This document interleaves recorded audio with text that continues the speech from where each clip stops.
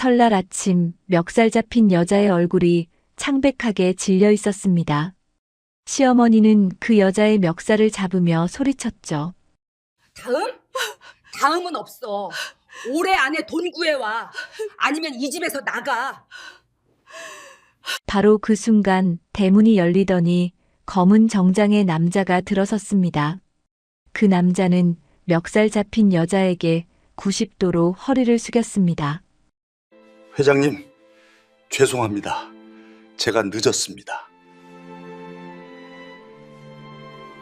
시댁 식구들의 얼굴이 일순간 얼어붙었습니다. 대체 이 집에서 무슨 일이 있었던 걸까요? 궁금하시다면 구독과 좋아요 부탁드려요. 그럼 지금부터 이야기 시작하겠습니다. 강윤서는 26살에 결혼했습니다. 상대는 중소기업 과장이던 박태민, 평범하지만 성실한 남자였죠. 시댁은 지방 소도시에서 작은 철물점을 운영하는 집안이었고, 윤서의 친정은 서울에서 꽃집을 하는 소박한 가정이었습니다. 누가 봐도 비슷한 형편의 두 집안, 그래서 시어머니 노금순 여사는 처음부터 며느리를 얕잡아 봤습니다. 결혼 첫 해 설날, 윤서는 새벽 4시에 일어나 전을 부쳤습니다. 12가지 음식을 혼자 준비하고 차례상을 차린 뒤에야 시어머니가 나타났는데 첫마디가 이랬습니다. 전이 왜 이렇게 두꺼워? 친정에서 뭘 배운 거야? 꽃집 딸이라 그런가 음식 하나도 제대로 못해. 윤서는 아무 말도 하지 못했습니다. 남편 태민은 옆에 서서 어머니 편을 들었죠. 엄마 말씀대로 해. 우리 집은 원래 이렇게 안 해. 넌 좀 배워. 시누이들까지 거들었습니다. 새언니, 우리 집에서 며느리 노릇하려면 이 정도는 기본이에요. 친정에서 안 가르쳐 줬어요? 그날 이후 윤서는 깨달았습니다. 이 집에서 자신은 식구가 아니라 일꾼이라는 것을. 결혼 3년 차 윤서에게 기회가 찾아왔습니다. 대학 동기가 창업한 스타트업에서 마케팅 팀장 자리를 제안받은 거죠. 화장품 유통 플랫폼이었는데 윤서의 감각과 능력을 높이 산 동기가 삼고초려 끝에 스카우트한 겁니다. 연봉은 남편보다 높았고 스톡 옵션까지 있었습니다. 윤서는 설레는 마음으로 시댁에 이 소식을 전했습니다. 하지만 시어머니의 반응은 차가웠죠. 며느리가 남편보다 돈을 많이 벌면 집안이 망해. 당장 그만둬. 시누이들도 거들었습니다. 언니가 돈 많이 벌면 오빠 체면이 뭐가 돼요? 남편 태민조차 어머니 편이었습니다. 우리 집안에서는 여자가 바깥일 하는 거 안 좋게 봐. 참아. 윤서는 결국 그 제안을 거절했습니다. 3년 후 그 스타트업은 대기업에 인수되었고 윤서 대신 들어간 마케팅 팀장은 강남에 아파트를 샀습니다. 스톡 옵션 덕분이었죠.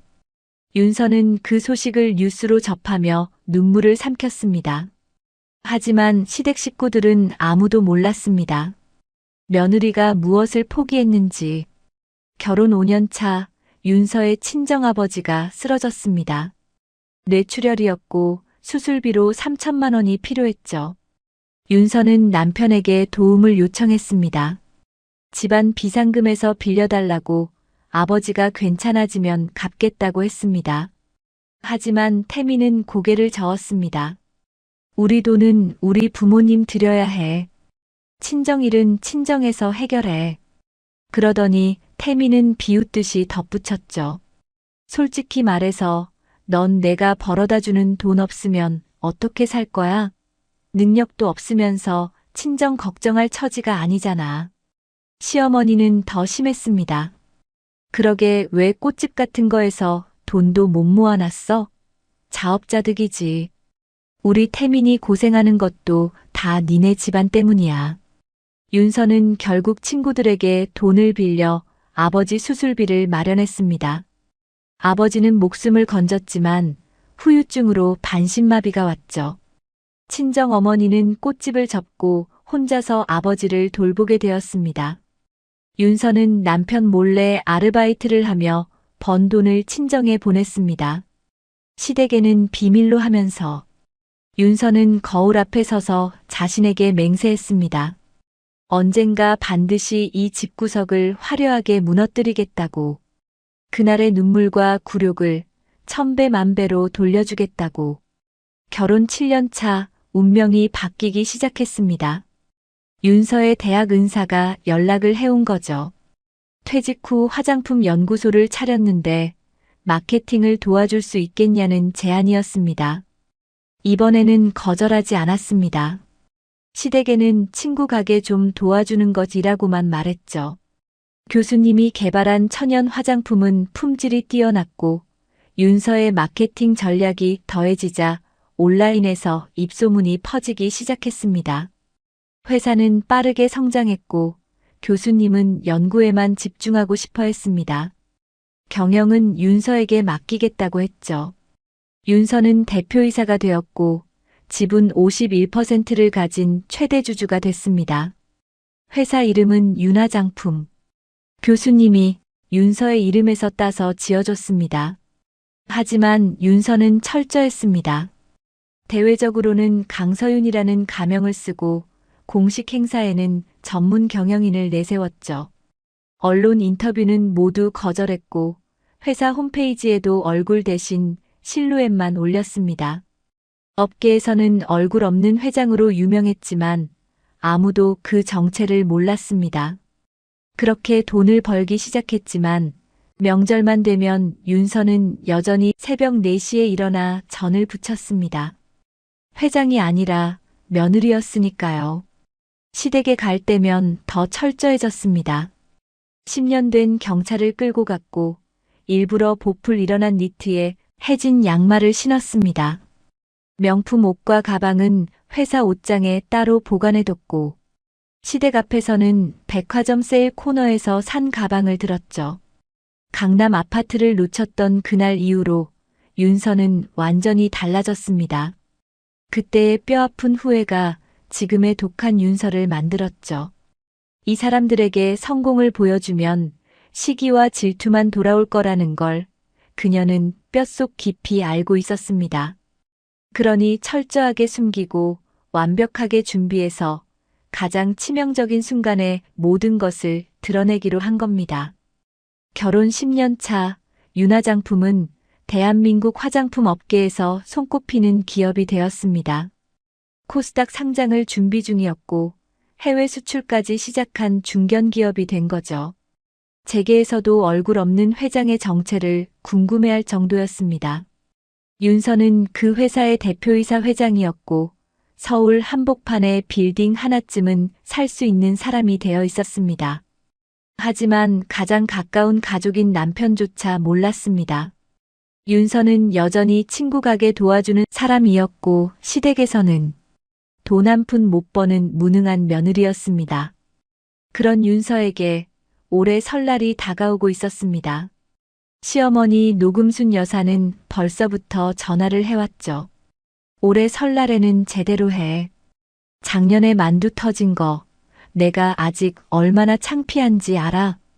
윤서는 전화를 끊으며 조용히 미소 지었습니다. 올해 설날 모든 것이 달라질 겁니다. 10년 동안 참아온 모든 것들 이제 정리할 때가 됐으니까요. 설 연휴를 일주일 앞둔 어느 날 윤서는 비서실장을 불렀습니다. 설날에 제가 시댁에 가 있을 거예요. 그날 오전 11시 정각에 와주세요. 비서실장은 고개를 끄덕였습니다. 회장님, 무슨 일이 있으신 겁니까? 윤서는 창밖을 바라보며 대답했습니다. 10년 묵은 빚을 받으러 가려고요. 그녀의 눈빛이 차갑게 빛났습니다. 시어머니 노금순 여사는 몰랐을 겁니다. 본인이 잡은 며느리의 멱살이 평생 일궈온 철물점은 물론 아들의 인생까지 통째로 날려버릴 신호탄이 되었다는 사실을요. 윤서는 사업 초반부터 법적으로 남편과 재산 분리를 해두었습니다. 회사 지분과 자산은 모두 법인과 개인 신탁으로 묶어두었죠. 남편 태민의 통장에는 윤서의 돈이 단 한 푼도 섞이지 않았습니다. 혹시라도 이혼하게 되면 시댁에서 재산을 노릴 수 있다는 걸 알았거든요. 그리고 윤서는 조용히 친정 부모님의 삶을 바꿔놓았습니다. 반신마비가 온 아버지는 이제 분당의 최고급 요양병원에 계셨습니다. 24시간 간병인이 붙고 매주 재활치료를 받는 특실이었죠. 어머니에게는 아버지가 계신 분당 요양원 근처에 신축 아파트를 한 채 사들였습니다. 평생 고생만 하시던 어머니가 이제는 무거운 몸을 이끌고 버스를 타지 않아도 언제든 걸어서 아버지를 보러 가실 수 있게 말이죠. 물론 시댁은 아무것도 몰랐습니다. 윤서의 친정이 여전히 가난하다고 생각했죠. 설날 전날 윤서는 시댁으로 향했습니다. 10년 된 경차 트렁크에는 명절 선물이 가득했죠. 한우 세트, 굴비 세트, 과일 바구니까지. 전부 백화점에서 산 건데 윤서는 일부러 포장을 뜯고 대형마트 비닐봉지에 다시 담았습니다. 비싼 거 샀다고 하면 또 구박을 들을 테니까요. 시댁 대문 앞에 차를 세우자 시어머니 노금순 여사가 마당에서 기다리고 있었습니다. 왜 이렇게 늦어? 다른 집 며느리들은 진작 와서 일하고 있을 시간이야. 윤서는 고개를 숙이며 대답했습니다.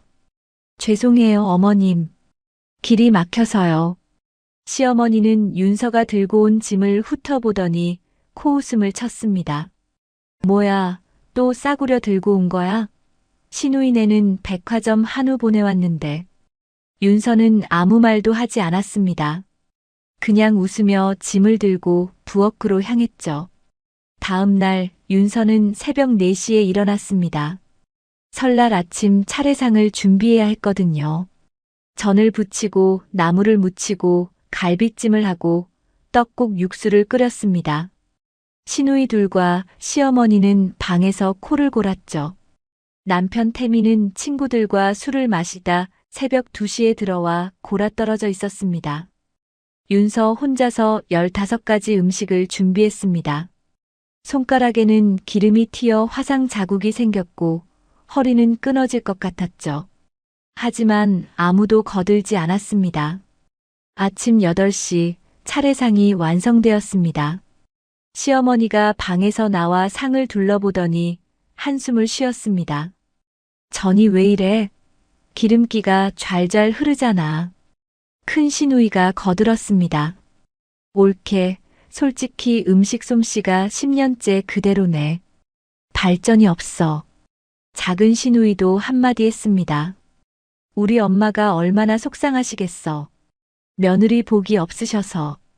윤서는 그저 고개를 숙이고 있었습니다. 속으로 시간을 세면서요. 차례가 끝나고 온 가족이 떡국을 먹기 위해 둘러앉았습니다. 시아버지는 과묵한 분이었고 시누이 남편들은 시어머니 눈치만 봤죠. 윤서는 맨 구석자리에 앉아 조용히 떡국을 떴습니다. 그때 시어머니가 입을 열었습니다. 그래, 올해는 세뱃돈 얼마나 준비했어?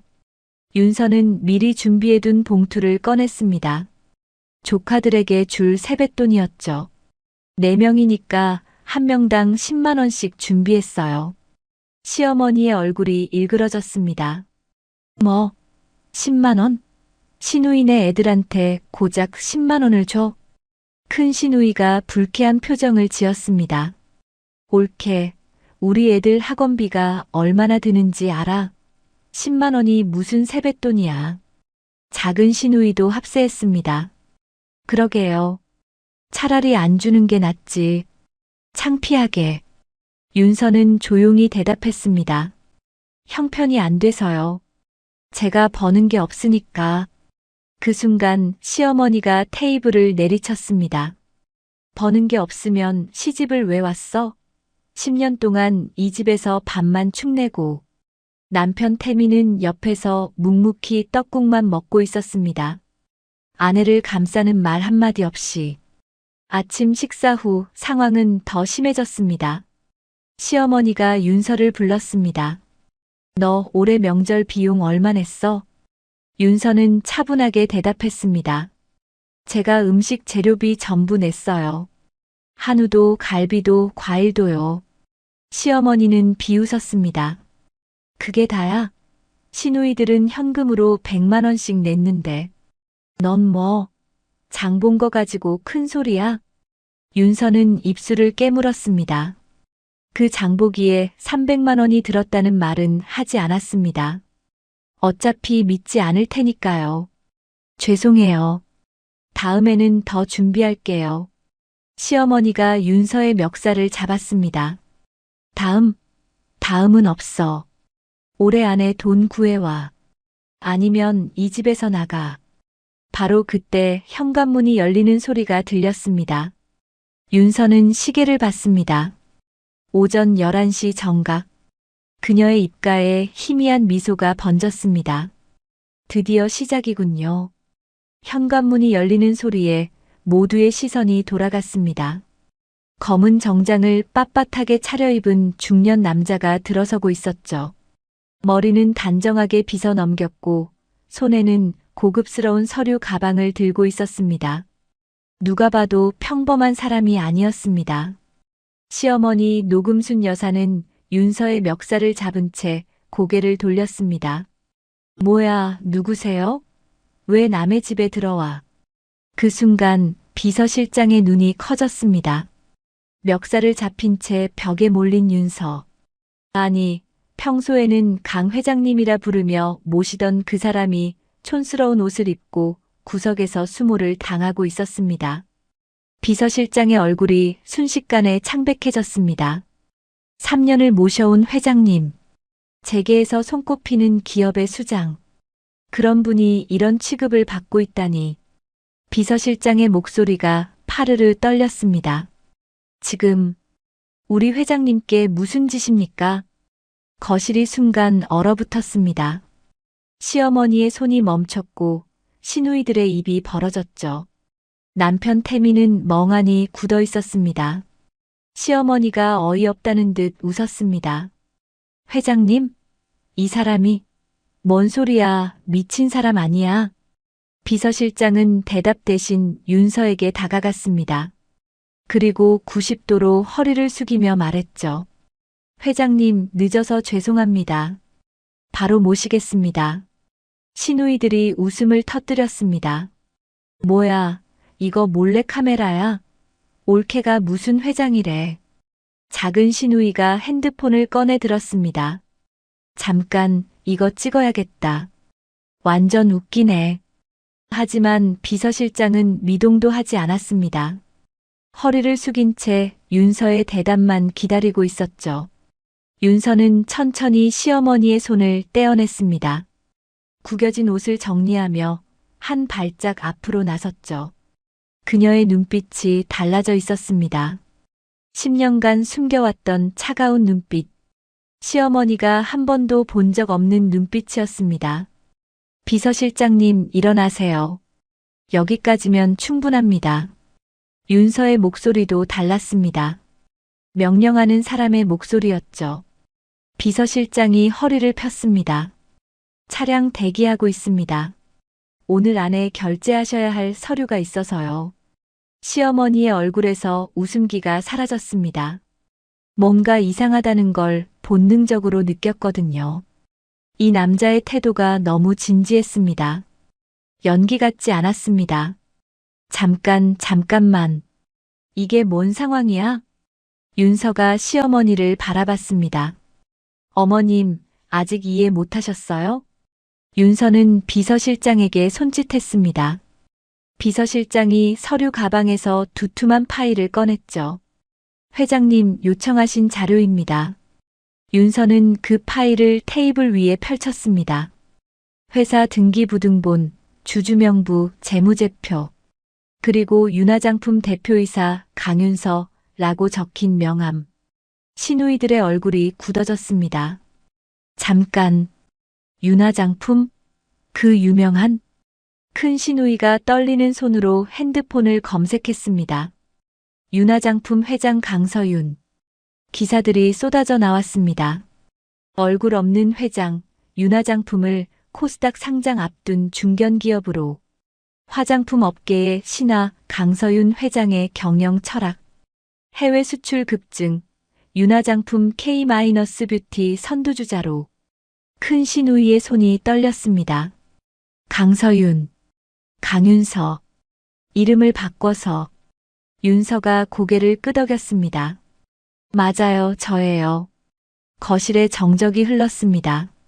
시어머니는 믿을 수 없다는 표정으로 며느리를 바라봤습니다.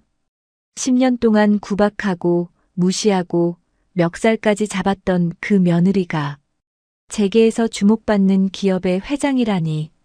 거짓말, 거짓말이야. 이게 말이 돼? 윤서는 담담하게 대답했습니다. 어머님이 제가 무능하다고 하셨잖아요.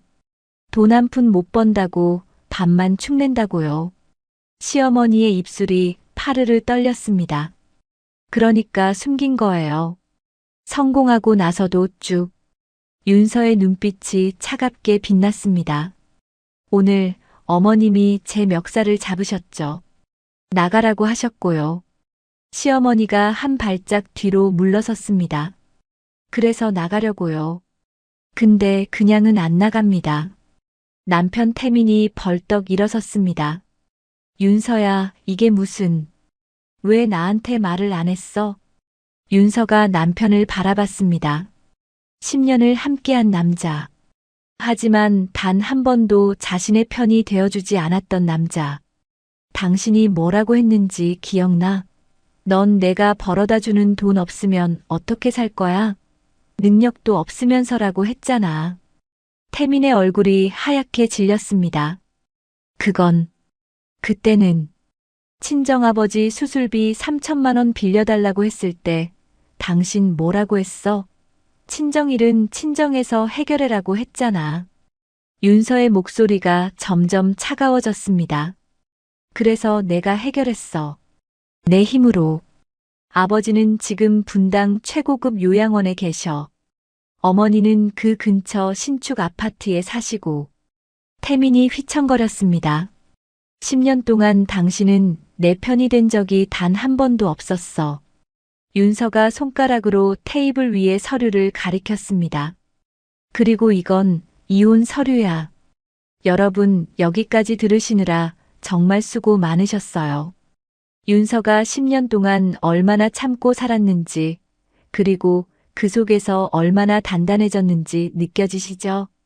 이제 드디어 정리를 시작하려고 합니다. 여러분이라면 10년을 참고 산 며느리에게 뭐라고 말씀해주고 싶으신가요?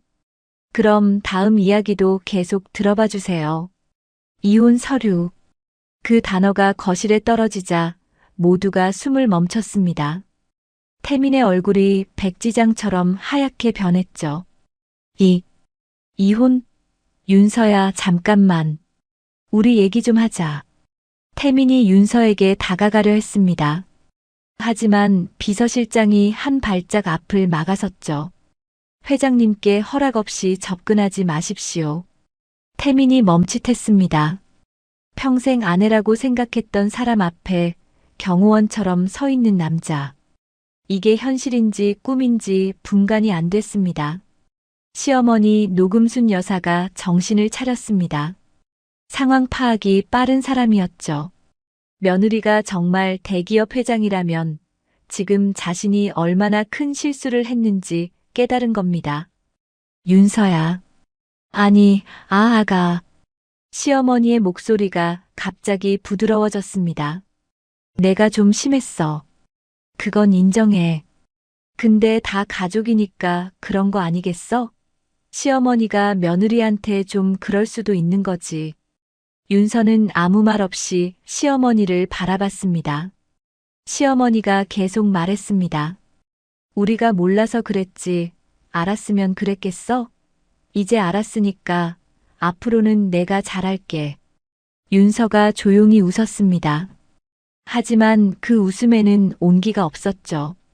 어머님, 제가 회장인 걸 알았으면 잘해주셨을 거라고요? 시어머니가 고개를 끄덕였습니다. 그럼 당연하지. 내가 왜 우리 며느리를. 그게 바로 문제예요. 윤서가 시어머니의 말을 잘랐습니다. 저한테 돈이 없을 땐 멱살을 잡고 돈이 있다는 걸 알면 갑자기 잘해주겠다고요. 그게 가족이에요?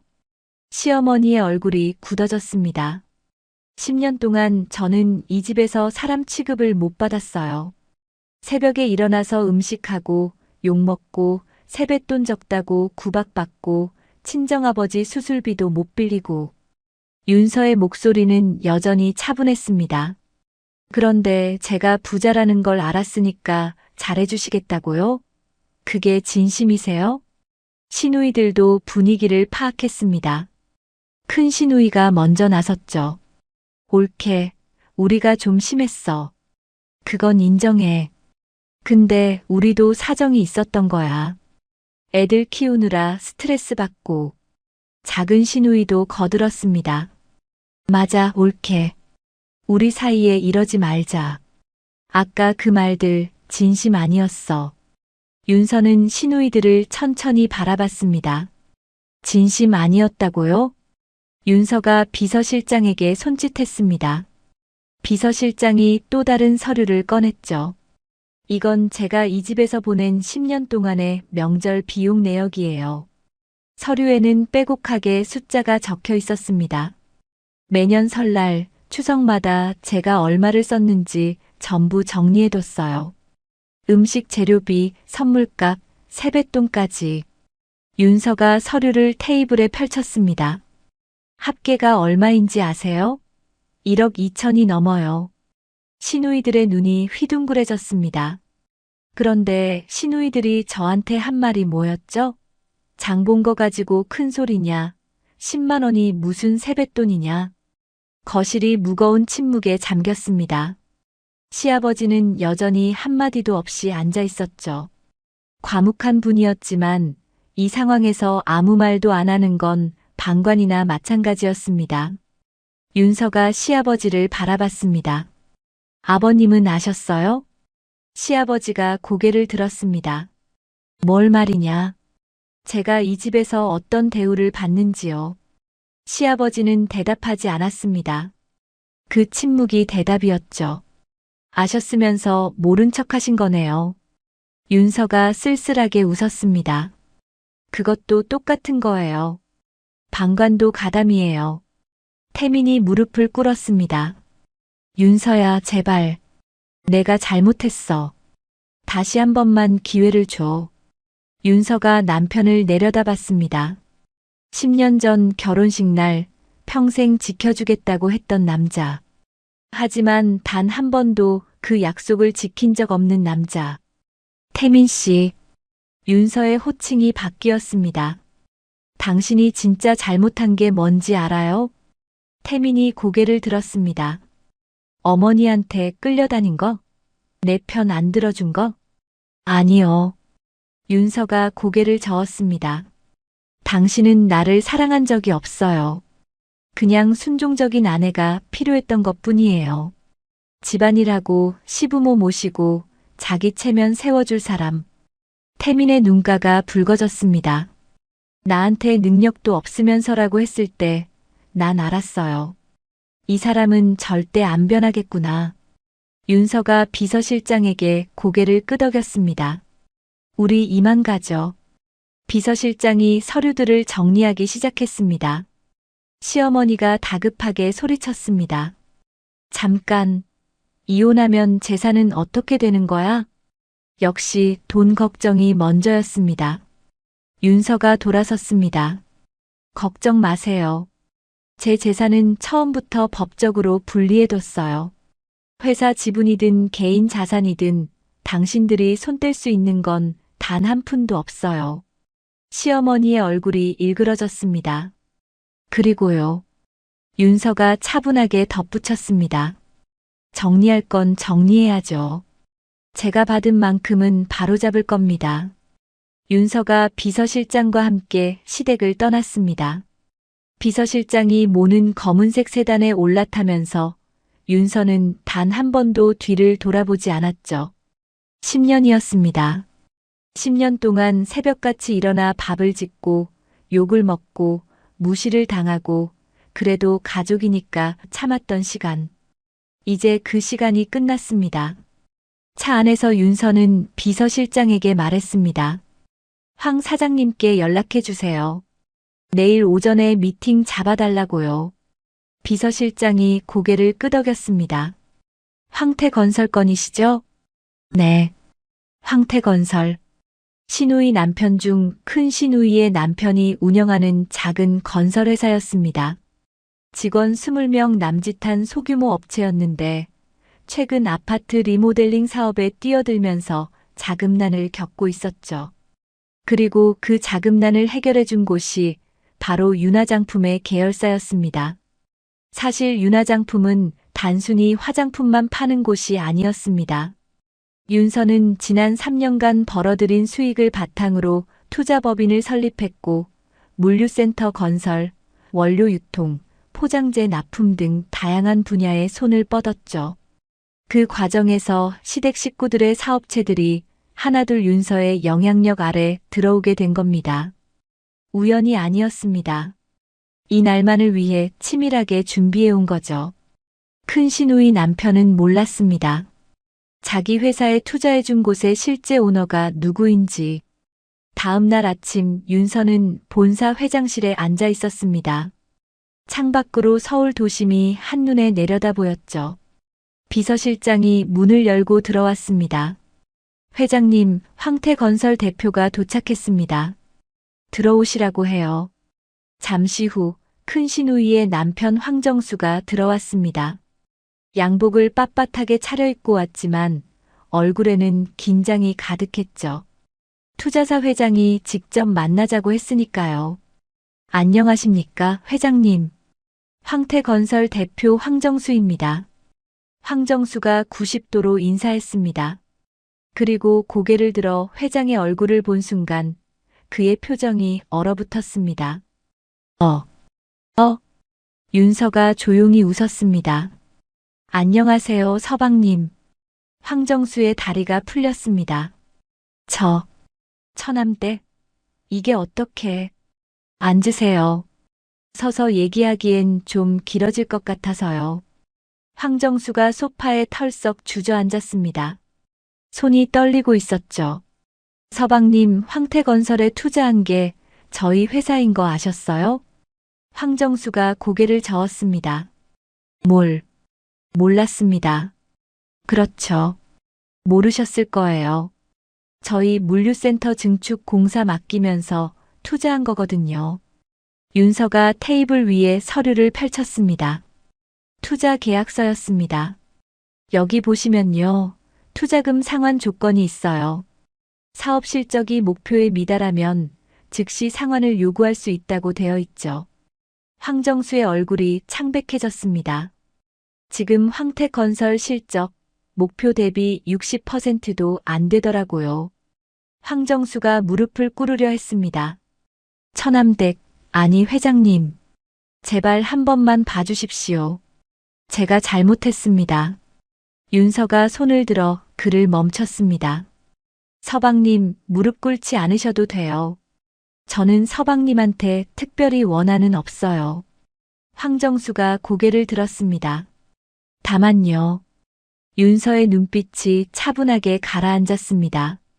어제 제가 시댁에서 멱살 잡히고 있을 때 서방님은 뭐 하고 계셨어요? 황정수가 입을 다물었습니다. 거실에서 눈치만 보고 계셨잖아요. 10년 동안 한 번도 나서신 적 없으셨고요. 윤서가 서류를 정리했습니다. 방관도 가담이에요. 어제 아버님께도 말씀드렸지만요. 황정수의 눈에 눈물이 맺혔습니다. 회장님, 제가 어떻게 하면 되겠습니까? 뭐든 하겠습니다. 윤서가 잠시 생각했습니다. 서방님, 저는 사업은 사업대로 정리할 거예요. 황정수가 고개를 들었습니다. 투자금 상환 조건 그대로 적용하겠습니다. 3개월 안에 실적 개선 계획서 제출해 주세요. 타당하면 유예 검토해 드릴게요. 윤서가 서류를 덮었습니다. 개인적인 건 서방님이 판단하실 일이에요. 저는 거기까지 터치할 생각 없어요. 황정수가 멍하니 윤서를 바라봤습니다. 다만 한 가지는 말씀드릴게요. 윤서가 창밖을 바라봤습니다. 오늘 일 집에 가서 말씀하시겠죠. 그때 신우이가 어떤 반응을 보이는지 잘 보세요. 윤서가 자리에서 일어났습니다. 서방님, 저도 알아요. 서방님이 나쁜 사람이 아니라는 거. 그냥 눈치 보느라 아무것도 못하셨던 거잖아요. 황정수가 고개를 숙였습니다. 근데 그게 더 나빠요. 알면서 모른 척하는 거. 윤서가 문 쪽으로 걸어갔습니다. 아, 그리고요. 윤서가 돌아섰습니다. 작은 신우이 남편 회사도 저희 계열사랑 거래하고 있더라고요. 그쪽도 조만간 정리해야 할 것 같아요. 황정수의 얼굴이 더욱 창백해졌습니다. 이 집안 사람들 생각보다 저랑 엮인 게 많네요. 그날 저녁 황정수는 집에 돌아와 있었던 일을 털어놨습니다. 큰 시누이 박미정의 첫마디가 이랬죠. 뭐, 올케가 회장이라고? 그래서 어쩌라고? 황정수가 조심스럽게 말했습니다. 여보, 상황이 심각해. 투자금 상환 조건이. 그러니까 당장 가서 빌어. 무릎 꿇고 살려달라고 해. 박미정이 소리를 질렀습니다. 당신이 뭘 잘못했길래 회사가 이 지경이야? 당신이 올케한테 잘 보였어야지. 황정수의 표정이 굳어졌습니다. 나한테 잘못이 있다고? 당연하지. 평소에 올케한테 잘해뒀으면 이런 일이 있겠어? 그 순간 황정수는 깨달았습니다. 10년 동안 자기 아내가 처남댁에게 뭘 했는지 이 사람은 전혀 반성하지 않고 있다는 걸. 시어머니 노금순 여사도 난리였습니다. 정수야, 내가 어떻게든 해봐. 우리 가족 아니야? 황정수가 조용히 대답했습니다. 어머님, 처남댁이 왜 이러는지 아세요? 어제 어머님이 멱살을 잡으셨잖아요. 시어머니의 얼굴이 붉어졌습니다. 그건 내가 몰라서 그런 거지. 몰라서요? 10년 동안 구박하신 건요? 황정수가 처음으로 목소리를 높였습니다. 저도 봤어요. 매년 명절마다 처남댁이 어떤 취급을 받는지. 근데 저도 눈치만 봤죠. 황정수가 아내를 바라봤습니다. 당신도 똑같았어. 아니, 더 심했지. 큰 시누이 박미정의 얼굴이 일그러졌습니다. 지금 나한테 뭐라는 거야? 황정수가 천천히 고개를 저었습니다. 나 생각 좀 해볼게. 그리고 방으로 들어가 문을 닫았습니다. 혼자 남은 방 안에서 황정수는 중얼거렸습니다. 우리가 사람을 사람으로 안 본버리구나. 설날이 지나고 일주일 후 시댁 철물점에 이상한 일이 벌어지기 시작했습니다. 단골 거래처들이 하나둘 연락을 끊기 시작한 거죠. 30년을 거래하던 건설자재 도매상이 먼저 전화를 해왔습니다. 사장님, 죄송한데요. 앞으로 거래 좀 어려울 것 같습니다. 시아버지 박종필 씨가 당황해서 물었습니다. 아니, 갑자기 왜 그래요? 우리 30년을 거래했잖아. 그게 저희도 어쩔 수 없는 사정이 있어서요. 양해 부탁드립니다. 그 다음 날엔 인테리어 업체에서 연락이 왔습니다. 그 다음엔 전기설비 업체, 그 다음엔 배관 자재 업체까지. 일주일 만에 주요 거래처 절반이 빠져나갔습니다. 시아버지는 이해할 수가 없었습니다. 대체 왜 이러는 거야? 우리가 뭘 잘못했다고. 하지만 이유는 간단했습니다. 윤화장품의 계열사들이 같은 거래처를 쓰고 있었거든요. 윤서가 직접 나선 건 아니었습니다. 그저 비서실장에게 한마디 했을 뿐이죠. 우리 계열사 거래처 중에 박신의 철물점이랑 겹치는 데가 있으면 정리해 주세요. 그 한마디에 거래처들은 선택을 해야 했습니다. 연 매출 수천억 대기업과 거래할 것인가, 동네 철물점과 거래할 것인가. 답은 정해져 있었죠. 더 큰 문제는 상인회였습니다. 박종필 씨는 지역 상인회에서 40년 넘게 활동해온 원로였습니다. 목소리도 컸고 존경받는 위치였죠. 그런데 설날 이후로 분위기가 달라졌습니다. 야, 박 사장네 며느리가 윤화장품 회장이래. 그 유명한 얼굴 없는 회장? 근데 시어머니가 그 며느리 멱살을 잡았다더라. 뭐, 미쳤나? 회장 멱살을? 소문은 순식간에 퍼졌습니다. 상인회 모임에 나가면 사람들이 수군거렸죠. 대놓고 말하진 않았지만 눈빛이 달랐습니다. 저 집이 며느리를 어떻게 굴렸길래 저 지경이 됐을까? 그 시선이 칼보다 날카로웠습니다. 한 달이 지나자 철물점 매출은 반 토막이 났습니다. 시아버지는 하루 종일 빈 가게를 지키며 한숨만 쉬었죠. 어느 날 저녁 철물점 셔터를 내리던 박종필 씨가 중얼거렸습니다. 내가 다 잘못 키웠구나. 평생 묵묵히 일만 했던 사람이 처음으로 내뱉은 후회였습니다. 시어머니 노금순 여사는 더 이상 동네 경로당에 나가지 못했습니다. 한 번은 용기를 내서 경로당 앞까지 갔지만 안에서 들려오는 수군거림에 발걸음을 돌렸습니다. 금순이 왔나 봐. 쉬, 모른 척해. 노금순 여사는 경로당 문 앞에서 고개를 숙인 채 한참을 서 있다가 결국 들어가지 못하고 돌아섰습니다.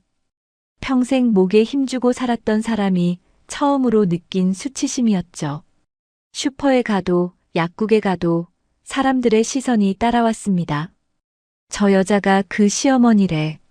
노금순 여사는 집 밖으로 나가는 게 두려워졌습니다. 어느 날 저녁 시어머니가 아들 태민을 불렀습니다. 태민아, 내가 윤서한테 한번 가봐라. 태민이 고개를 저었습니다. 엄마, 윤서가 이혼 서류 보냈어. 이미 변호사까지 선임했대. 그래도 한번 만나서 얘기해봐. 내가 무릎 꿇고 빌어. 태민이 쓴웃음을 지었습니다. 엄마, 나도 생각해봤어. 10년 동안 내가 윤서한테 뭘 했는지. 시어머니가 눈을 크게 떴습니다. 난 한 번도 윤서 편을 안 들었어. 엄마가 욕해도 누나들이 구박해도 그냥 봤어. 태민의 눈가가 붉어졌습니다. 윤서가 친정아버지 수술비 빌려달라고 했을 때 내가 뭐라고 했는지 알아? 능력도 없으면서라고 했어. 내가. 시어머니가 입을 열었습니다. 그건 그때는 몰랐으니까. 몰랐으니까요? 태민이 처음으로 어머니에게 목소리를 높였습니다. 엄마는 윤서가 회장인 걸 알았으면 잘해줬을 거잖아. 그게 더 나쁜 거야. 시어머니의 입술이 떨렸습니다. 사람이니까 잘해줘야지 돈이 있으니까 잘해주는 게 아니잖아. 태민이 자리에서 일어났습니다. 나도 똑같았어. 그래서 할 말이 없어. 며칠 후 뜻밖의 일이 벌어졌습니다. 시어머니 노금순 여사가 윤서를 찾아온 겁니다. 비서실장이 막으려 했지만 윤서가 손짓했습니다. 들어오시라고 해요. 회장실 문이 열리고 노금순 여사가 들어왔습니다. 한 달 만에 10년은 늙어 보였습니다. 흰머리가 부쩍 늘었고 허리도 굽어 있었죠.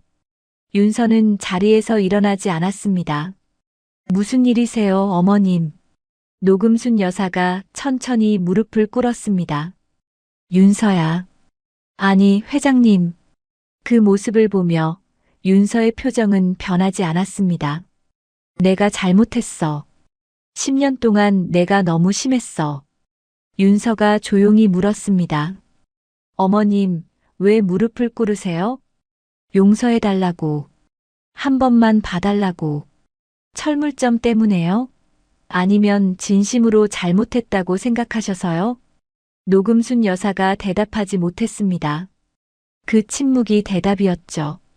윤서가 천천히 일어나 시어머니 앞에 섰습니다. 어머님, 일어나세요. 노금순 여사가 고개를 들었습니다. 저는 어머님한테 복수하려고 이런 게 아니에요. 윤서의 목소리는 담담했습니다. 그냥 제 인생을 정리하는 거예요. 10년 동안 제가 사람 취급을 못 받은 곳에서 더 이상 있고 싶지 않아서요. 윤서가 손을 내밀어 시어머니를 일으켜 세웠습니다. 철물점 거래처 건은 제가 손 안 댔어요. 원상복구 시켜드릴게요. 노금순 여사의 눈이 커졌습니다. 다만 저랑 태민 씨 이혼은 그대로 진행할 거예요. 그건 사업이 아니라 제 인생이니까요. 노금순 여사가 회장실을 나간 뒤 비서실장이 물었습니다. 회장님, 정말 철물점 건 풀어주실 겁니까? 윤서가 창밖을 바라보며 대답했습니다. 네. 제가 원한 건 복수가 아니었어요. 그럼 뭘 원하셨습니까? 윤서가 조용히 웃었습니다. 그냥 사과 한마디였어요. 진심 어린 사과. 비서실장이 조심스럽게 물었습니다. 받으셨습니까? 윤서가 고개를 저었습니다. 아니요. 그래서 더 이상 기대 안 해요. 윤서가 돌아서며 말했습니다. 이제 진짜 제 인생 살아야죠. 여러분, 오늘 이야기 어떠셨어요? 10년 동안 참고 또 참았던 윤서가 마침내 자기 인생을 되찾는 이야기였습니다. 시어머니 노금순 여사는 마지막에 무릎까지 꿇었지만 윤서가 원했던 건 그게 아니었죠. 그냥 사람으로서 존중받고 싶었던 거예요.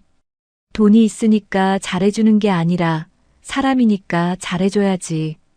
태민이 마지막에 했던 이 말이 오래 남습니다. 가족이라는 이름으로, 며느리라는 이름으로 얼마나 많은 것들을 참고 살아가는 분들이 계실까요? 오늘 이야기가 그분들께 작은 위로가 되었으면 좋겠습니다. 참는 게 답이 아닐 때도 있어요. 내 인생을 지키는 것, 그게 가장 중요한 거니까요. 여러분도 오늘 하루 자신을 아끼고 사랑하는 시간 보내셨으면 좋겠습니다. 이 이야기가 마음에 드셨다면 구독과 좋아요 부탁드려요. 감사합니다. 움직이면 죽어요. 10살배기 소녀의 목소리가 정원을 찢었어요. 재벌그룹 회장 앞에서 아이가 두 팔을 벌리고 서 있었죠. 살고 싶으시면 한 발짝도 움직이지 마세요. 회장의 뒤편 화단 그늘 아래 또아리를 튼 살무사가 머리를 치켜들고 있었어요. 꼬마 소녀가 어떻게 이 자리에 왔는지, 그리고 왜 회장의 목숨을 구하게 됐는지 궁금하시다면 구독과 좋아요로 함께 해주세요. 지금 어느 곳에서 듣고 계신지 댓글로 남겨주시면 그곳에 건강과 행복이 가득하길 마음 깊이 바라봅니다. 그럼 지금부터 이야기를 시작하겠습니다. 강원도 평창 깊은 산골짜기에 작은 약초밭이 있었어요. 마을에서도 한참을 더 들어가야 나오는 외진 곳이었죠. 그 약초밭의 주인은 80이 넘은 할머니 임기란 여사였어요. 마을 사람들은 그녀를 산신령 할매라고 불렀죠. 산에서 나는 모든 풀과 뿌리, 버섯과 열매의 이름을 알았고 어떤 것이 약이 되고 어떤 것이 독이 되는지 훤히 꿰뚫고 있었거든요. 임기란 할머니에게는 손녀가 하나 있었어요. 10살 서연지. 연지는 태어나자마자 엄마를 잃었어요. 출산 중 과다출혈이었죠. 홀로 남은 아버지는 연지를 애지중지 키우려 애썼지만 불행은 멈추지 않았어요. 연지가 3살 되던 해 아버지는 사고로 세상을 떠나고 말았습니다. 부모 얼굴도 기억나지 않는 어린 연지 곁에 남은 건 오직 할머니 임기란 여사뿐이었어요. 험한 산골에서 단둘이 살았지만 연지는 외롭지 않았어요. 할머니가 가르쳐주는 것들이 너무나 신기했거든요. 연지는 5살 때부터 할머니를 따라 산을 다녔어요. 7살이 되자 웬만한 약초와 독초는 냄새만 맡아도 구별할 수 있었고 9살엔 산에서 마주치는 뱀의 종류까지 척척 알아맞혔죠. 연지의 눈은 특별했어요. 산에서 자란 아이답게 풀숲 사이로 스치는 미세한 움직임도 놓치지 않았죠. 할머니는 늘 말씀하셨어요. 뱀을 보려면 눈이 아니라 마음의 결을 읽어야 한다고. 연지는 그 말뜻을 몸으로 익혔어요. 뱀이 또아리를 틀고 있는지, 공격 자세를 취하고 있는지, 그냥 지나가려는 건지까지 읽어낼 수 있었죠. 할머니는 그런 연지를 볼 때마다 쓸쓸한 표정을 지었어요. 이 산골에서 평생 살기엔 아까운 아이라는 걸 알았거든요. 하지만 연지는 달랐어요. 서울이 어딘지도 몰랐고 알고 싶지도 않았죠. 할머니와 약초밭, 그리고 이 산이 연지의 전부였으니까요. 그런데 그해 겨울 모든 게 무너졌어요. 할머니가 쓰러졌어요. 갑작스러운 뇌출혈이었죠. 가장 가까운 병원까지 차로 1시간이 넘게 걸렸고 할머니는 그 길 위에서 눈을 감았어요. 연지는 할머니 손을 잡고 울었어요. 아무리 불러도 대답이 없었죠. 차가워지는 손을 놓을 수가 없었어요. 장례식장에 사람이 거의 없었어요. 마을 노인 몇 분과 면사무소 직원이 전부였죠. 그런데 장례 마지막 날 처음 보는 여자가 나타났어요.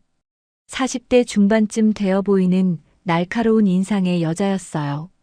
화장이 진했고 명품 가방을 들고 있었죠. 연지 엄마의 언니 박정은이었어요. 연지 엄마가 죽고 난 뒤 10년 동안 단 한 번도 얼굴을 비추지 않았던 사람이었죠. 그런데 갑자기 나타나서 말했어요. 연지는 내가 데려갈게요. 어린애가 혼자 이 산골에서 어떻게 살아요? 면사무소 직원도 고개를 끄덕였어요. 법적으로 가장 가까운 친척이었거든요. 연지는 할머니 영정 사진을 붙잡고 울었어요. 가고 싶지 않았어요. 이 산에서 할머니 곁에 있고 싶었어요. 하지만 10살짜리 아이의 말을 들어주는 사람은 없었죠. 차에 오르기 전 연지는 뒤를 돌아봤어요. 할머니가 평생 일군 약초밭이 눈에 들어왔죠. 겨울 눈에 덮인 밭이 하얗게 빛나고 있었어요. 할머니, 저 꼭 돌아올게요. 연지는 마음속으로 굳게 약속했어요. 자신이 한 이 약속이 얼마나 험난한 길을 돌아오게 될지 그때의 연지는 미처 알지 못했습니다. 이모의 차는 엔진 소리를 내며 서울을 향해 달렸어요. 연지는 창밖으로 스쳐 지나가는 산들을 바라봤죠. 점점 작아지는 고향의 능선이 시야에서 사라질 때 연지의 눈에서 눈물이 흘러내렸어요. 그런데 이상했어요. 이모는 운전하면서 계속 전화 통화를 했거든요. 응, 데려왔어. 그 땅, 당연히 내 거지. 애가 미성년자인데 어떻게 해? 일단 도장부터 받아야지. 잠시 뒤 또 다른 말이 들려왔어요. 애가 도망이라도 가면 골치 아프니까 당분간은 꼼짝 못하게 잡아둬야지. 연지의 귀에 그 말이 또렷이 박혔어요. 땅? 무슨 땅? 할머니의 약초밭이 떠올랐어요. 설마. 연지의 가슴이 싸늘하게 식었어요. 하지만 아무 말도 할 수 없었죠. 이모의 눈이 백미러로 연지를 훑었어요. 차가운 눈빛이었어요. 연지는 그때 처음 알았어요. 이모의 눈에는 자신이 아니라 보이지 않는 땅값이 비치고 있다는 걸. 이 사람은 자신을 데리러 온 게 아니었어요. 뭔가 다른 목적이 있었죠. 차는 서울 변두리의 낡은 빌라 앞에 멈췄어요. 지하층으로 내려가는 계단이 보였죠. 연지의 새로운 삶이 시작되는 곳이었어요. 아니, 지옥이 시작되는 곳이었죠. 그때의 연지는 아직 몰랐어요. 이 집이, 그리고 이모가 얼마나 오랫동안 자신을 숨막히게 만들지. 서울 변두리 빌라 지하층.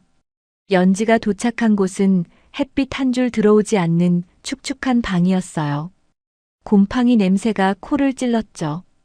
이모 박정은은 남편과 두 아들과 함께 살고 있었어요.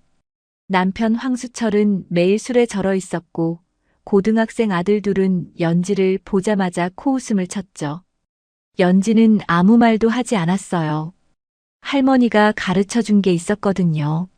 나쁜 짐승을 만나면 눈을 낮추고 숨을 죽이라고. 사람도 마찬가지였어요.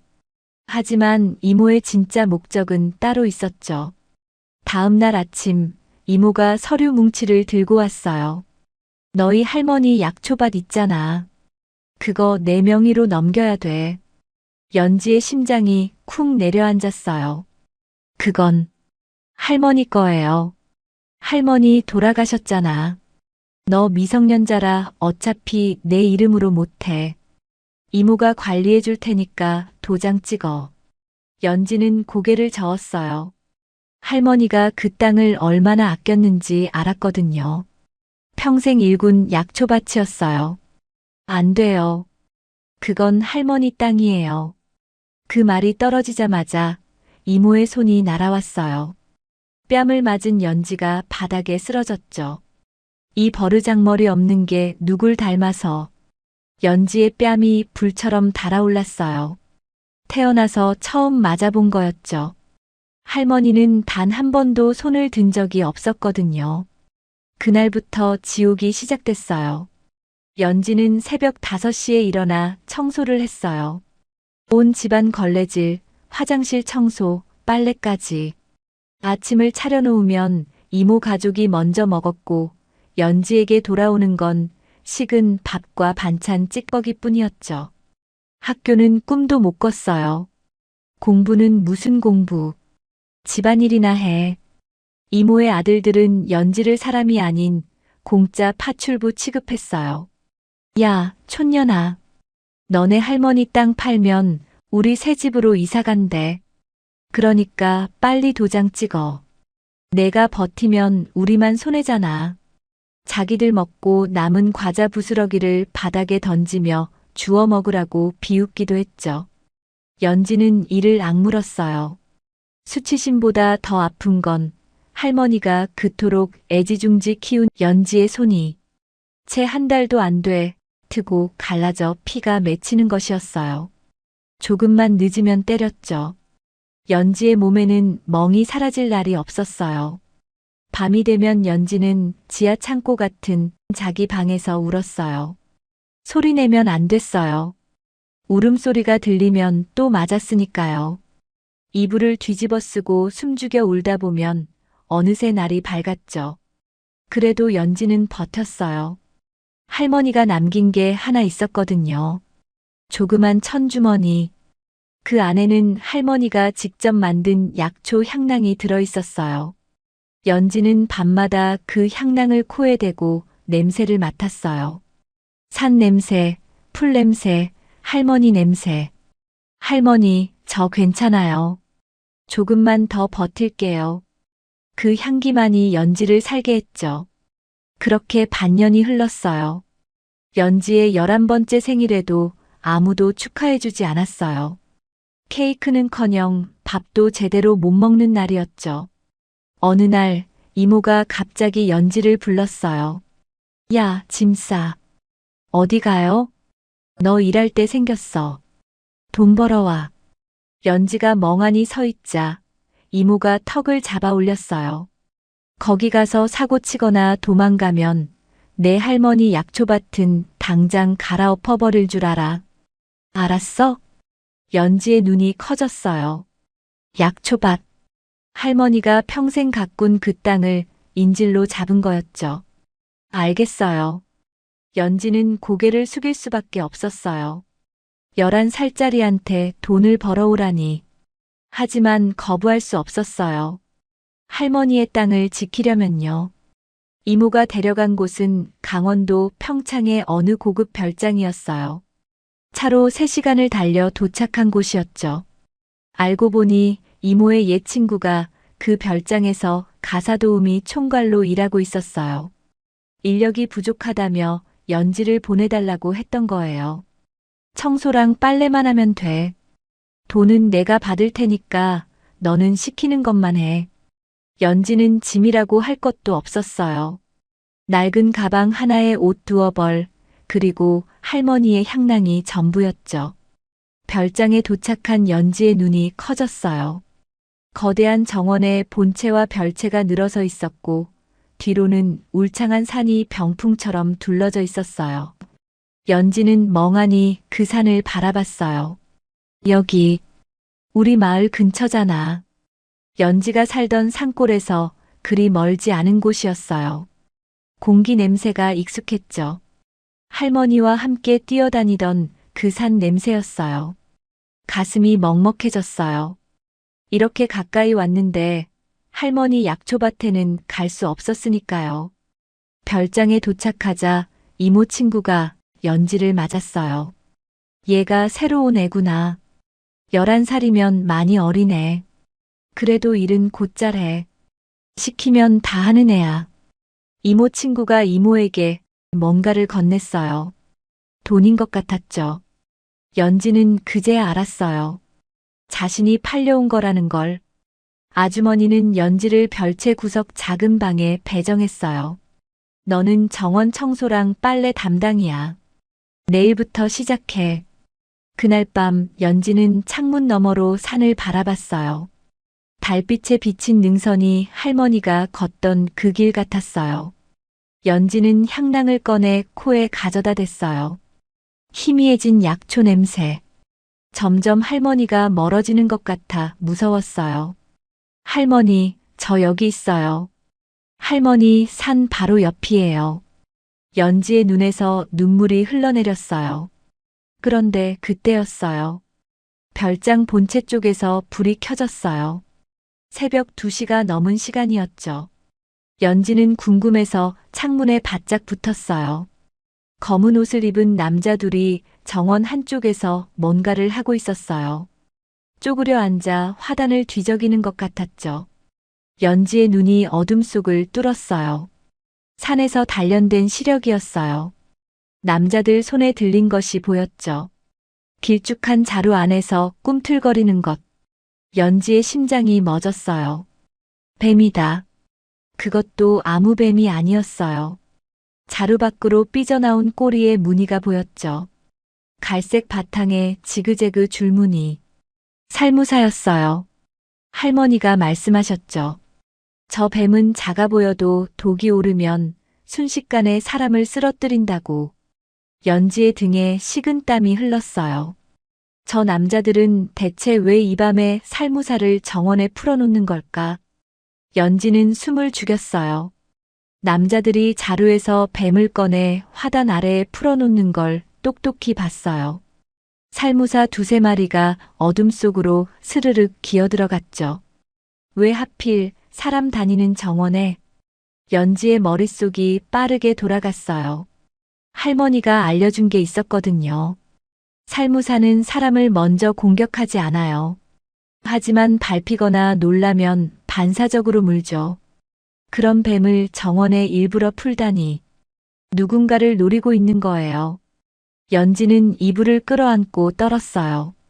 무섭기도 했지만 그보다 더 무서운 생각이 머리를 스쳤죠. 내가 본 걸 들키면 잠을 이룰 수 없었어요. 아침이 밝았어요. 연지는 밤새 거의 잠을 자지 못했어요. 하지만 일은 해야 했죠. 마당 청소를 시작했어요. 빗자루로 바닥을 쓸면서 슬금슬금 화단 쪽을 살폈어요. 어젯밤 뱀을 풀었던 자리였죠. 풀숲 사이로 미세하게 쓸린 자국이 보였어요. 뱀이 이동한 흔적이었죠. 연지의 눈이 풀 사이를 훑었어요. 그늘진 바위 틈에 다리를 튼 살무사 한 마리가 보였어요. 머리를 약간 치켜들고 있었죠. 화가 난 상태였어요. 다리를 튼 살무사는 쉬익 소리를 내며 독리를 드러내고 있었어요. 금방이라도 튀어오를 듯한 자세였죠. 그 독리에 스치기만 해도 연세가 많은 분이라면 순식간에 큰일로 이어질 수 있는 아찔한 순간이었어요. 연지는 숨이 막히는 듯 했어요. 저 뱀은 실수로 나타난 게 아니었어요. 저기 있어. 아직 저기 있어. 연지는 빗자루를 쥔 손에 힘을 줬어요. 저 뱀 근처에 누가 가면 안 되는데. 그때 본체 현관문이 열렸어요. 양복 차림의 남자가 허리를 숙였어요. 회장님 산책 다녀오세요. 그 뒤로 백발의 노신사가 걸어 나왔죠.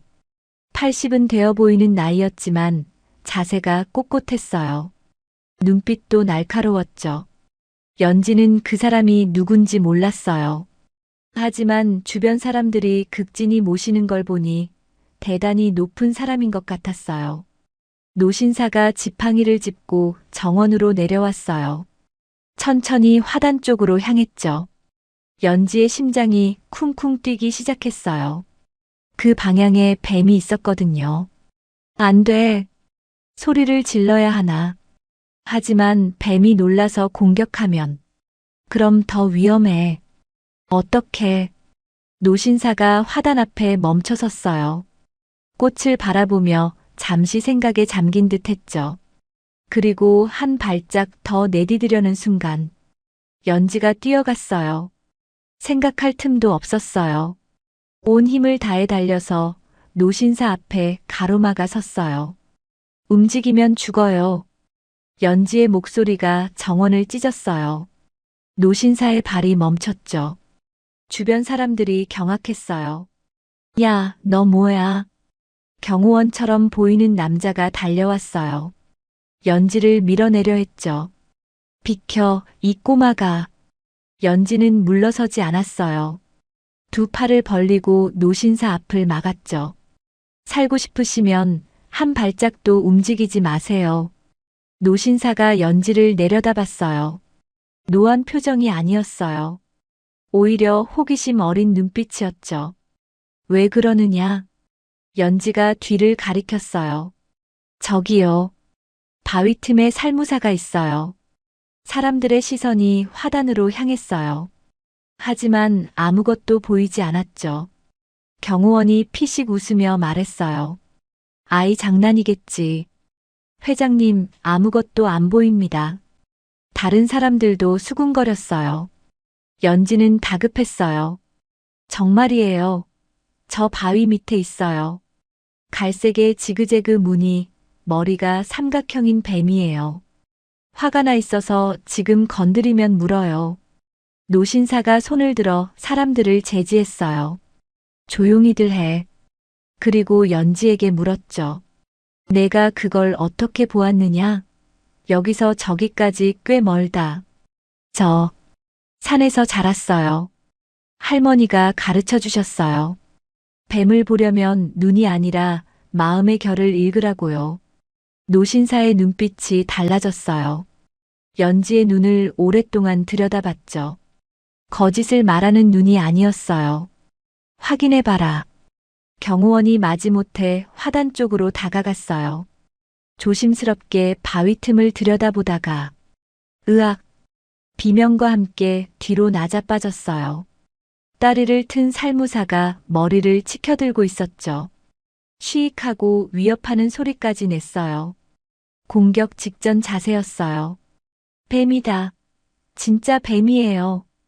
별장이 발칵 뒤집어졌어요. 사람들이 비명을 지르며 뒤로 물러났죠. 노신사만 움직이지 않았어요. 연지를 바라보고 있었거든요. 내가 아니었으면 내가 물렸겠구나. 연지는 고개를 숙였어요. 다행이에요, 어르신. 노신사의 입가에 희미한 미소가 번졌어요. 이 깡마른 아이가 자신의 목숨을 구했다는 게 신기했죠. 경호원들이 허둥지둥 뱀을 잡으려 했어요. 하지만 연지가 말렸어요. 지금 건드리면 더 흥분해요. 자극하면 바로 공격하거든요. 전문가 불러야 해요. 노신사가 고개를 끄덕였어요. 이 아이 말대로 해라. 전문 업체 불러. 그리고 연지에게 물었죠. 이름이 뭐냐? 서연지요. 연지라. 넌 여기서 뭘 하는 아이냐? 청소하고, 빨래하고, 이래요. 노신사의 눈썹이 찌푸려졌어요. 11살밖에 안 돼 보이는 아이가 별장에서 일을 한다고? 부모는 어디 있느냐? 없어요. 그럼 누가 널 여기 보냈느냐? 연지는 잠시 망설였어요. 이모 이야기를 하면 안 될 것 같았거든요. 하지만 노신사의 눈빛은 따뜻했어요. 무섭지 않았죠. 이모가 보냈어요. 노신사는 더 묻지 않았어요.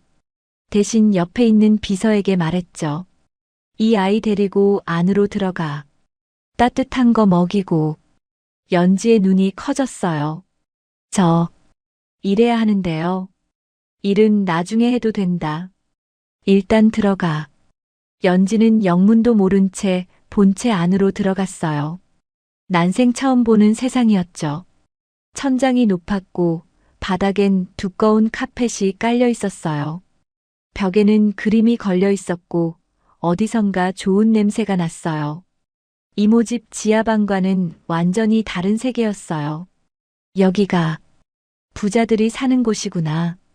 연지는 멍하니 주위를 둘러봤어요.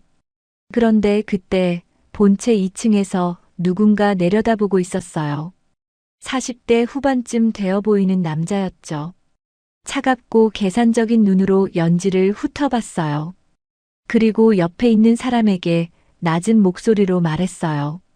저 애가 뱀을 발견했다고? 네, 부사장님. 회장님 바로 앞에서요. 남자의 눈빛이 날카롭게 빛났어요. 어젯밤에 뭘 본 거 아니야? 부사장은 연지를 다시 내려다봤어요. 입이 가벼운 아이라면 곤란해. 그는 낮은 목소리로 말을 이었어요. 괜히 말이 새면 일이 귀찮아지니까. 잠시 침묵이 흘렀고 부사장은 결론을 내린 듯 고개를 끄덕였어요. 조용히 조사해. 어디서 왔는지, 누가 보냈는지 전부. 여러분, 여기까지 어떠셨어요? 이모한테 학대받고 별장에 팔려온 연지. 우연히 재벌 회장의 목숨을 구하게 됐네요. 근데 그 뱀, 누가 왜 풀어놓은 걸까요? 그리고 2층에서 내려다보던 저 남자. 연지를 조사하라고 했어요. 벌써 마음이 불편해지시죠? 연지에게 앞으로 어떤 일이 벌어질지 궁금하시다면 다음 이야기도 계속 들어봐 주세요. 전문 업체가 도착해서 정원을 샅샅이 뒤졌어요. 살무사 3마리가 추가로 발견됐죠. 모두 화단 그늘 아래에 숨어 있었어요. 업체 직원이 고개를 갸웃거렸어요. 이상하네요. 살무사가 이렇게 한꺼번에 모여 있는 건 자연서식으론 설명이 안 됩니다.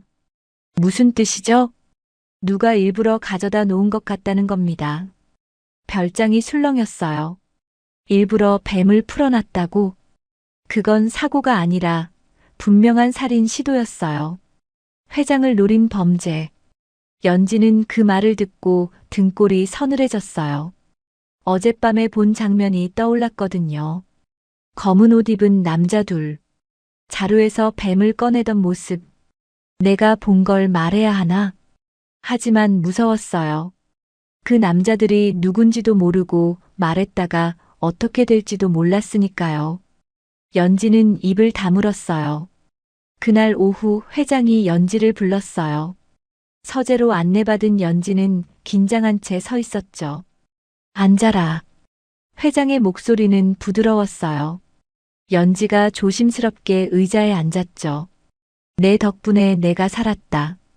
고맙다. 아니에요, 어르신. 저는 그냥이 아니야.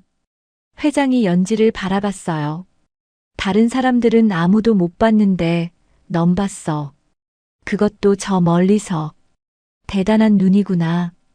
연지는 고개를 숙였어요. 할머니가 가르쳐 주셨어요. 할머니? 네. 산에서 약초밭 하셨어요.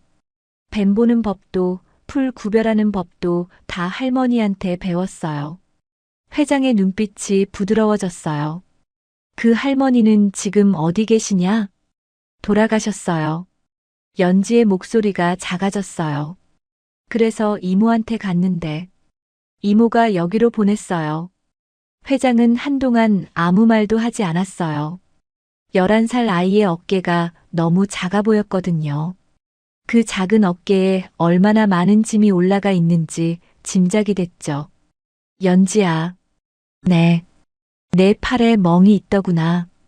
연지의 몸이 굳었어요. 소매를 내리며 숨기려 했지만 이미 늦었죠. 누가 때렸느냐?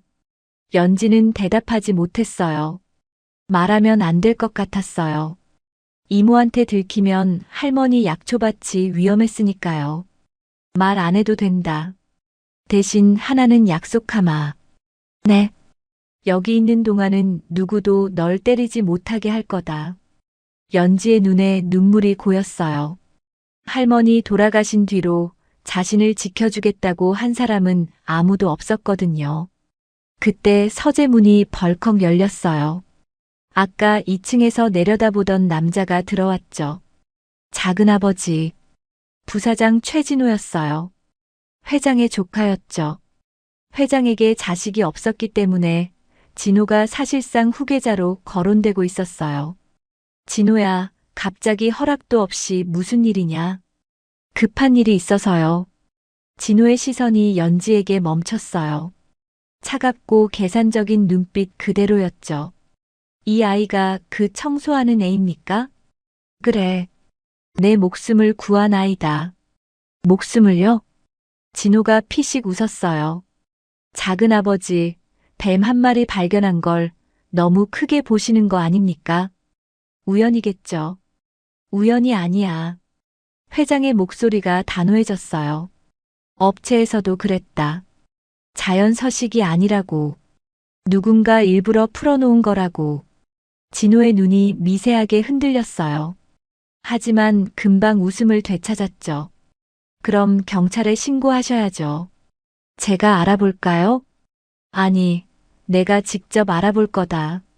진호는 더 이상 말하지 않았어요. 대신 연지를 힐끗 쳐다봤죠. 그 눈빛에 연지는 소름이 돋았어요. 이 사람, 뭔가 알고 있어. 진호가 나간 뒤 회장이 한숨을 쉬었어요. 연지야. 네. 넌 어젯밤에 뭘 봤느냐? 연지의 심장이 멎는 것 같았어요. 뱀을 그렇게 정확히 찾아낸 건 미리 알고 있었던 것 같아서 묻는 거다.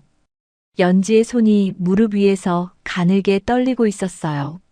말해야 할까? 말하면 어떻게 될까? 솔직하게 말해도 된다. 누가 뭘 하든 내가 널 지켜줄 테니까. 연지는 회장의 눈을 바라봤어요. 거짓말을 하는 눈이 아니었어요. 할머니처럼 따뜻한 눈이었죠. 그 순간 할머니의 목소리가 귓가에 들리는 것 같았어요. 진실을 말해야 할 때는 독사를 마주했을 때처럼 단호해야 한다고요. 어젯밤에 봤어요. 뭘 봤느냐? 검은 옷 입은 아저씨 2명이요. 새벽에 화단에서 뱀을 풀어놓는 걸 봤어요. 회장의 눈빛이 날카로워졌어요. 얼굴은 봤느냐? 잘 안 보였어요. 어두웠거든요. 근데 연지가 말을 멈췄어요. 근데 아까 그 아저씨, 부사장님이랑 같이 있던 사람 중에 한 명이 있는 것 같아요. 회장의 얼굴이 돌처럼 굳었어요. 조카의 사람이 자신을 죽이려 했다는 뜻이었으니까요. 확실하냐? 어두워서 확실하진 않아요. 근데 체격이랑 걸음걸이가 비슷했어요. 회장은 한동안 창밖을 바라봤어요. 깊은 생각에 잠긴 것 같았죠. 연지야. 네. 이 얘기는 아무한테도 하지 마라. 알겠지? 네. 그리고 회장이 돌아섰어요. 당분간 내 곁에 있어라. 내가 위험해질 수 있으니까. 연지는 고개를 끄덕였어요. 무슨 일이 벌어지고 있는지 완전히 이해할 수는 없었어요. 하지만 한 가지는 알 수 있었죠.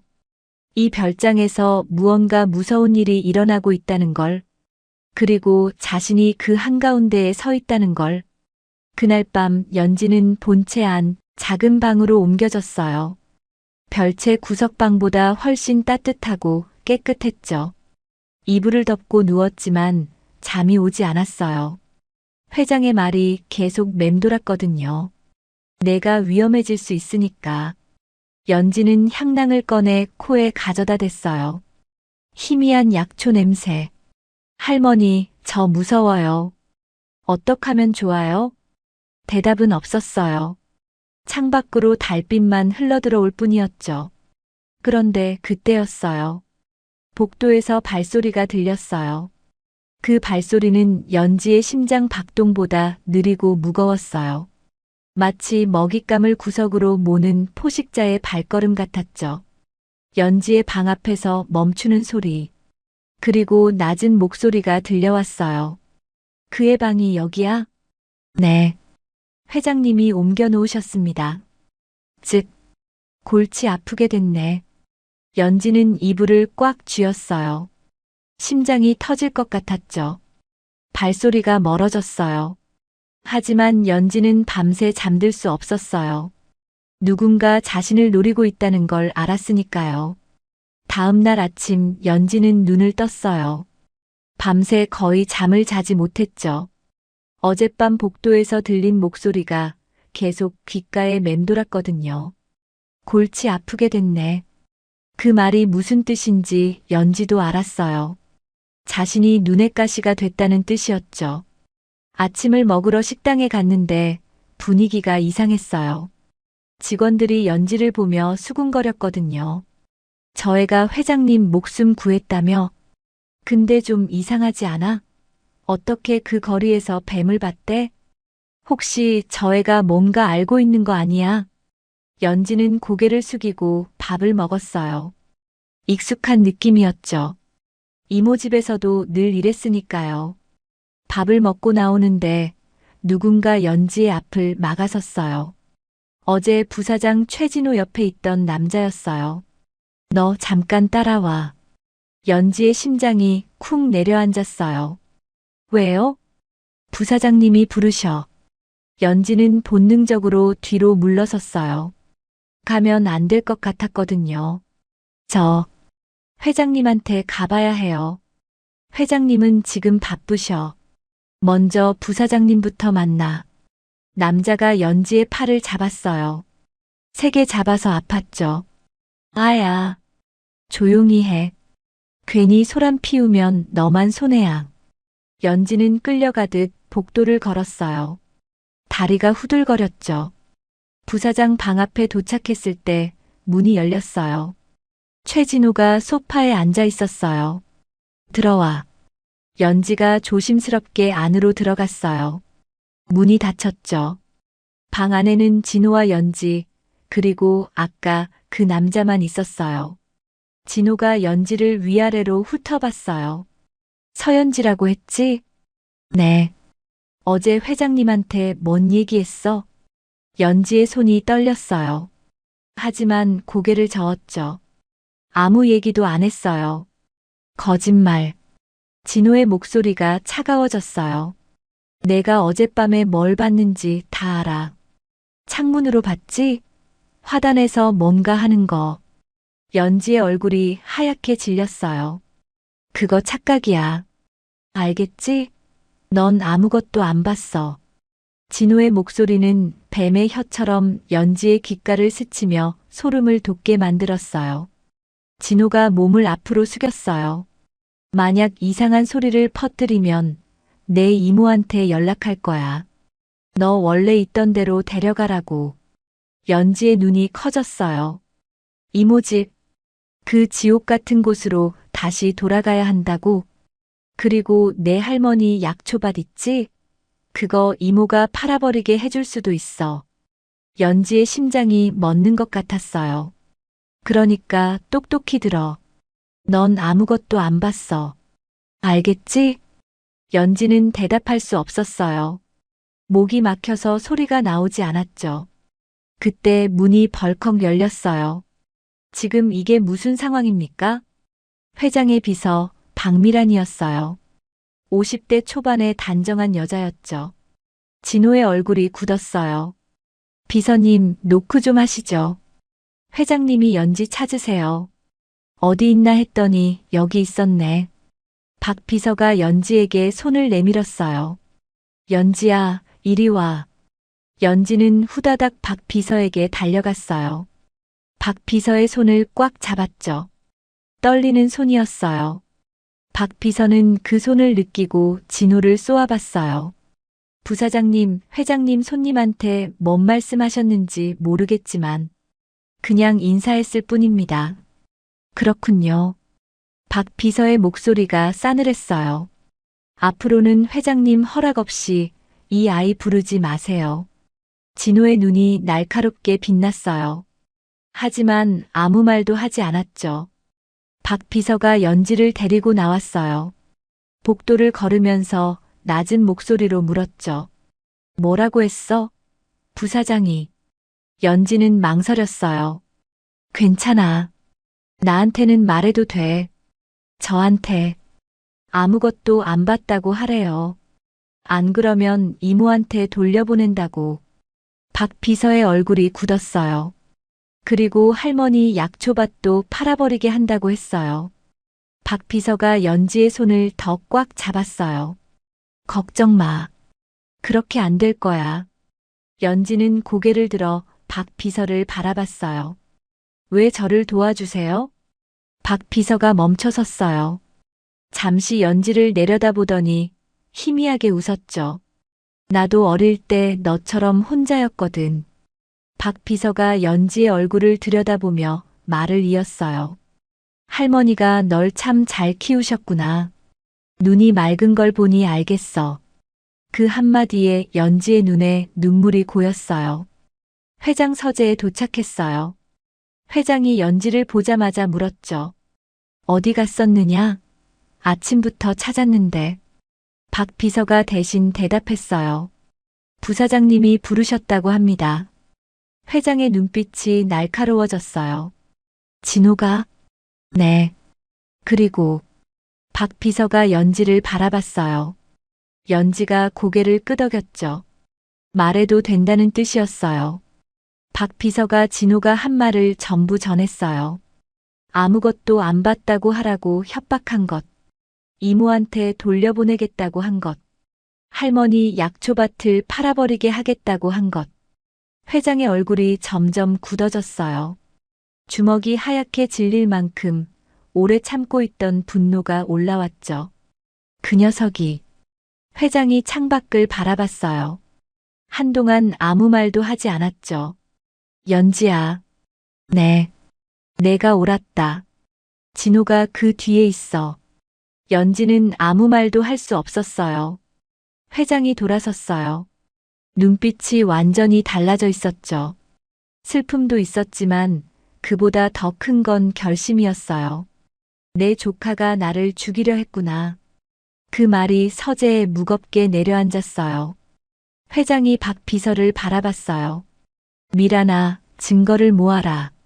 CCTV든 뭐든 그날 밤 정원에서 있었던 일 전부. 알겠습니다.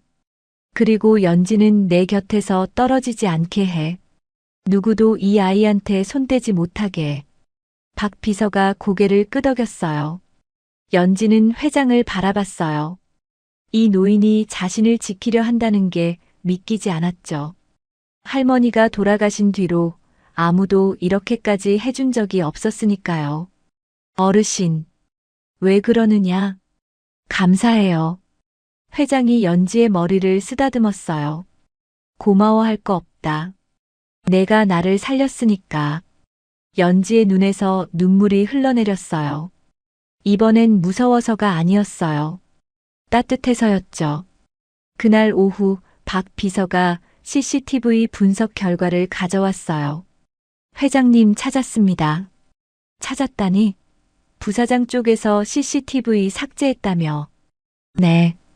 보안팀 서버에 있던 건 삭제됐더라고요. 박 비서가 노트북을 열며 말을 이었어요. 근데 회장님 예전에 만들어 두셨잖아요. 별장 회장님 전용 백업 서버. 회장의 눈이 번뜩였어요. 그걸 찾았단 말이냐? 네. 별장 회장님 전용 백업 서버는 회장님과 저 말고는 아무도 몰랐잖아요. 부사장 쪽에서 접근은커녕 존재 자체를 몰랐던 거죠. 영상이 고스란히 남아 있었습니다. 화면에 그날 밤 영상이 떴어요. 새벽 2시 검은 옷 입은 남자 2명이 화단에서 뭔가를 하고 있었죠.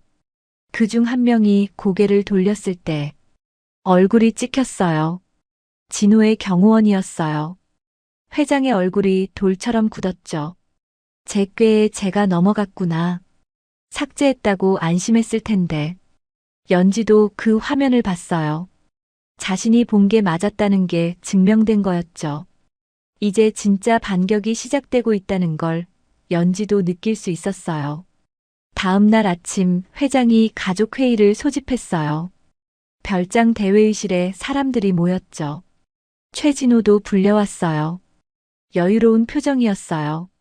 아직 자신이 잡혔다는 걸 모르는 눈치였죠. 작은아버지, 갑자기 무슨 일이십니까? 회장은 대답 대신 박 비서에게 눈짓했어요. 박 비서가 노트북을 열었죠. 화면에 CCTV 영상이 떴어요. 새벽 2시 화단에서 뭔가를 하는 두 남자. 그중 한 명이 고개를 돌렸을 때 얼굴이 선명하게 찍혔어요. 진호의 경호원이었죠. 진호의 얼굴이 굳었어요. 이게 내 경호원이야. 회장의 목소리가 차갑게 내려앉았어요. 내 별장 정원에 살무사를 풀어놓은 게 내 사람이더구나. 회의실이 술렁였어요. 다른 가족들과 임원들이 웅성거리기 시작했죠. 진호가 벌떡 일어났어요. 작은아버지, 이건 오해입니다. 저는 정말 모르는 일이에요. 오해? 회장이 피식 웃었어요. 그럼 내가 어제 그 아이한테 한 말도 오해냐? 진호의 눈이 흔들렸어요. 아무것도 안 봤다고 하라고 협박했지. 이모한테 돌려보내겠다고. 할머니 약초밭도 팔아버리게 하겠다고. 회의실이 얼어붙었어요. 진호의 얼굴이 창백해졌죠. 그 아이가 거짓말을 하는 겁니다. 거짓말? 회장이 자리에서 일어났어요. 천천히 진호에게 다가갔죠. 내가 나를 죽이려 한 건 한두 번이 아니었어. 작년부터 수상한 일들이 계속 있었지. 내 식사 문제도 운전기사 건도 전부 조사했다. 진호의 다리가 휘청거렸어요. 전부 조사했어. 증거도 다 있고. 회장이 진호의 눈을 똑바로 바라봤어요. 내가 내 조카라서 참았다. 형님 아들이니까. 그런데 이번엔 선을 넘었어. 진호의 다리가 힘없이 꺾어졌어요. 작은아버지, 제발. 경찰에 넘기겠다. 회장의 선언이 떨어졌어요. 진호의 얼굴이 일그러졌죠. 작은아버지, 저도 이 회사를 위해서. 회사를 위해서? 회장의 목소리가 높아졌어요. 나를 죽이는 게 회사를 위한 거냐? 내 욕심을 위한 거지. 진호는 더 이상 말을 잇지 못했어요. 경호원들이 다가와 진호를 일으켜 세웠죠. 끌려나가는 진호의 뒷모습이 비참했어요. 한때 이 회사의 후계자로 거론되던 남자였는데 이제는 범죄자로 잡혀가는 거였죠. 회의실 구석에서 연지가 그 장면을 지켜보고 있었어요. 박 비서가 연지의 어깨를 감싸주었죠. 다 끝났어. 연지는 고개를 끄덕였어요. 하지만 아직 끝난 게 아니었어요. 회장이 연지에게 다가왔거든요. 연지야. 네, 어르신. 내 이모 말이다. 연지의 몸이 굳었어요. 조사해봤더니 내가 그 집에서 어떻게 지냈는지 다 나왔어. 회장의 눈빛이 어두워졌어요. 학교도 안 보내고 새벽부터 밤까지 일 시키고 때리고. 그게 사람이 할 짓이냐? 연지는 아무 말도 할 수 없었어요. 그냥 고개를 숙였죠. 내 이모한테 연락했다. 아동학대로 고발하겠다고. 연지의 눈이 커졌어요. 그랬더니 바로 꼬리를 내리더구나. 너한테 손 안 대겠다고, 약초밭도 건드리지 않겠다고. 연지의 눈에 눈물이 고였어요. 그리고 회장이 서류 한 장을 내밀었어요. 내 할머니 약초밭, 내 이름으로 돌려놨다. 내 이모가 제멋대로 가로챘던 서류들, 우리 법무팀 시켜서 다 바로잡았다. 내가 성인이 될 때까지는 그 땅을 아무도 건드리지 못하게 법으로 묶어두었으니 이제 걱정하지 마라. 연지는 그 서류를 받아들었어요. 손이 떨렸죠. 할머니의 땅. 할머니가 평생 가꾼 그 약초밭이 이제 정말로 자기 거라고. 어르신. 회장이 연지의 머리를 쓰다듬었어요. 연지는 참았던 눈물을 터뜨렸어요. 서러워서가 아니었어요. 기뻐서였죠. 드디어 끝난 거였어요. 며칠 뒤 연지는 평창의 초등학교에 전학을 갔어요. 회장이 마련해준 별장 근처 작은 집에서 박 비서와 함께 살게 됐죠. 박 비서는 그 집에서 연지의 보호자가 되어 밥을 해주고 숙제도 봐주었어요. 주말에 연지는 할머니 약초밭에 갔어요. 반년 만이었어요. 잡초가 무성하게 자라 있었지만 약초들은 여전히 살아 있었어요. 연지는 풀 사이에 쪼그려 앉았어요. 흙 냄새를 맡았죠. 할머니 냄새였어요. 할머니, 저 돌아왔어요. 연지가 중얼거렸어요. 약속 지켰죠? 꼭 돌아온다고 했잖아요. 바람이 불었어요. 풀들이 살랑살랑 흔들렸죠. 마치 할머니가 대답하는 것 같았어요. 연지는 눈을 감았어요. 할머니의 목소리가 들리는 것 같았거든요. 잘했다, 우리 연지. 연지의 입가에 미소가 번졌어요. 11살 소녀. 부모를 잃고 할머니마저 떠나보내고 지옥 같은 시간을 버텨냈어요. 그리고 마침내 자기 자리로 돌아왔죠. 세상은 때로 이렇게 가장 작은 용기가 가장 큰 기적을 만들어내기도 해요. 연지가 그날 움직이면 죽어요라고 외쳤던 그 한마디가 자신의 삶까지 구해낸 거였죠. 여러분, 오늘 이야기 어떠셨어요? 할머니를 잃고 이모한테 학대받던 연지. 그 아이에게는 할머니가 물려주신 게 있었어요. 산에서 배운 지혜, 뱀을 보는 눈, 그리고 진실 앞에서 단호해지는 용기. 그게 누군가의 목숨을 살렸고, 결국 자기 자신도 구해냈죠. 혹시 지금 힘든 시간을 보내고 계신 분이 있다면, 연지처럼 끝까지 버텨보셨으면 해요. 어둠은 영원하지 않습니다. 반드시 끝은 오더라고요. 이야기가 마음에 남으셨다면 구독과 좋아요로 함께 해주세요. 끝까지 들어주셔서 고맙습니다.